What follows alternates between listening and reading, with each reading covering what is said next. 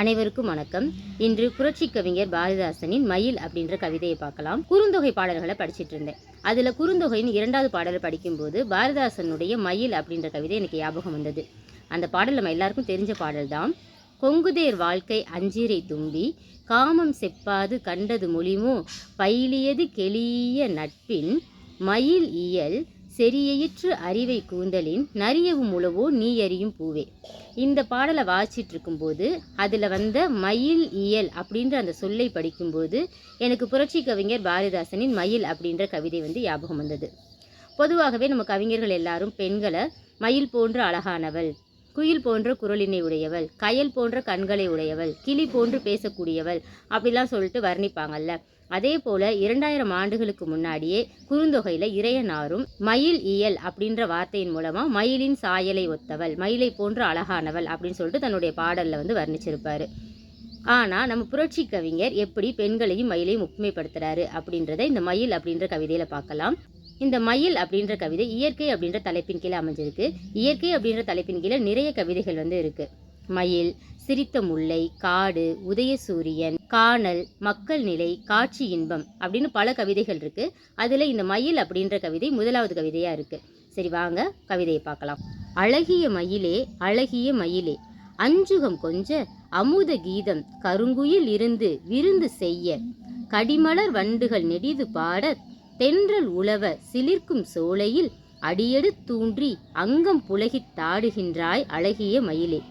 அழகிய மயிலே, அழகிய மயிலே, அஞ்சுகம் கொஞ்ச அமுத கீதம் கருங்குயில் இருந்து விருந்து செய்ய, கடிமலர் வண்டுகள் நெடிது பாட, தென்றல் உழவச் சிலிர்க்கும் சோலையில் அடியெடு தூன்றி அங்கம் புலகித் தாடுகின்றாய் அழகிய மயிலே. உனது தோகை புனையா சித்திரம், ஒளிசேர் நவமணி களஞ்சியம் அதுவாம். உனது தோகை புனையா சித்திரம், ஒளிசேர் நவமணி களஞ்சியம் அதுவாம். உள்ள களிப்பின் ஒளியின் கற்றை உச்சியில் கொண்டையாய் உயர்ந்ததோ என்னவோ. உள்ள களிப்பின் ஒளியின் கற்றை உச்சியில் கொண்டையாய் உயர்ந்ததோ என்னவோ. ஆடுகின்றாய் அழகின் நுனியில் வைத்த உன் பார்வை மறுபுறம் சிமிழ்ப்பாய். ஆடுகின்றாய் அழகின் நுனியில் வைத்த உன் பார்வை மறுபுறம் சிமிழ்ப்பாய். சாயல் உன் தனிச்சொத்து, ஷபாஷ் கரகோஷம். சாயல் உன் தனிச்சொத்து, ஷபாஷ் கரகோஷம். 1000 அம்பொற் காசுகள், 1000 அம்பிரை நிலவுகள், மரகத உருக்கின் வண்ணத் தடாகம் ஆன உன் மெல்லுடல். மரகத உருக்கின் வண்ணத் தடாகமான உன் மெல்லுடல்.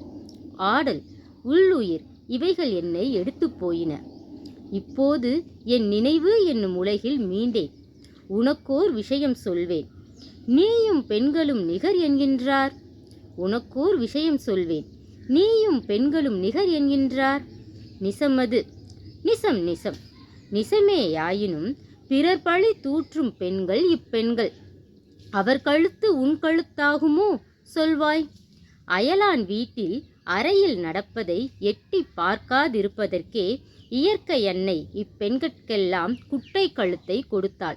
அயலான் வீட்டில் அறையில் நடப்பதை எட்டி பார்க்காதிருப்பதற்கே இயற்கை அன்னை இப்பெண்கட்கெல்லாம் குட்டை கழுத்தை கொடுத்தாள். உனக்கோ கரையொன்றில்லா கலாப மயிலே நிமிர்ந்து நிற்க நீள்கழுத்தளித்தாள். இங்கு வா, உன்னிடம் இன்னதை சொன்னேன், மனதிற் போட்டுவை, மகளிர் கூட்டம் என்னை ஏசும் என்பதற்காக. புவிக்கொன்றுரைப்பேன், புருஷர் கூட்டம் பெண்களை ஆதி பெருநாள் தொடங்கி திருந்தா வகையில் செலுத்தலால் அவர்கள் சுருங்கிய உள்ளம் விரிந்த பாடில்லையே.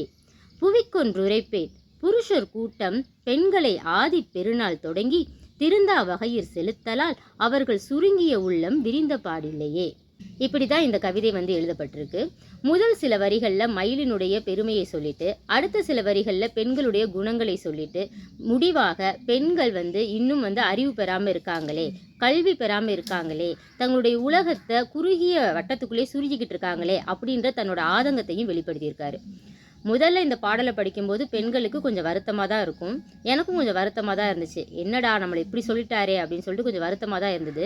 ஆனால் இந்த கவிதையை முழுவதுமாக படிக்கிறப்ப தான் இவர் பெண்களை எள்ளி நகையாடவோ கேலி செய்யவோ இந்த கவிதையை எழுதலை.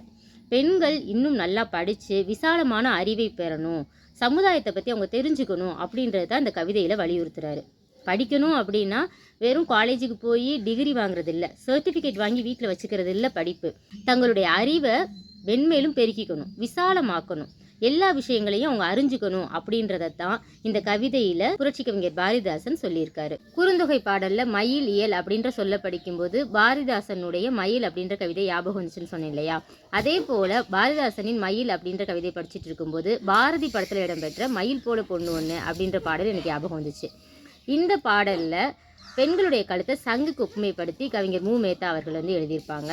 மயில் போல பொண்ணு ஒண்ணு, கிளி போல பேச்சு ஒண்ணு, மயில் போல பொண்ணு ஒண்ணு, கிளி போல பேச்சு ஒண்ணு, குயில் போல பாட்டு ஒண்ணு, கேட்டு நின்னு மனசு போன இடம் தெரியல, அந்த மயக்கம் எனக்கு இன்னும் தெரியல, மனசு போன இடம் தெரியல, அந்த மயக்கம் எனக்கு இன்னும் தெரியல, மயில் போல பொண்ணு ஒண்ணு, கிளி போல பேச்சு ஒண்ணு, வண்டியில வண்ண மயில் நீயும் போனா, சக்கரமா என் மனசு சுத்துதடி, மந்தார மல்லி மறி கொழுந்து செண்பகமே, முனை முறியா பூவே என முறிச்சதே நடியோ, தங்க முகம் பார்க்க தினம் சூரியனும் வரலாம், சங்கு கழுத்துக்கே பிற சந்திரன தரலாம், குயில் போல பாட்டு ஒண்ணு, கேட்டு நின்னு மனசு போன இடம் தெரியல, அந்த மயக்கம் எனக்கு இன்னும் தெரியல, மயில் போல பொண்ணு ஒண்ணு, கிளி போல பேச்சு ஒண்ணு. இப்படி எழுதியிருப்பாரு கவிஞர் மு. மேத்தா அவர்கள். நன்றி, வணக்கம்.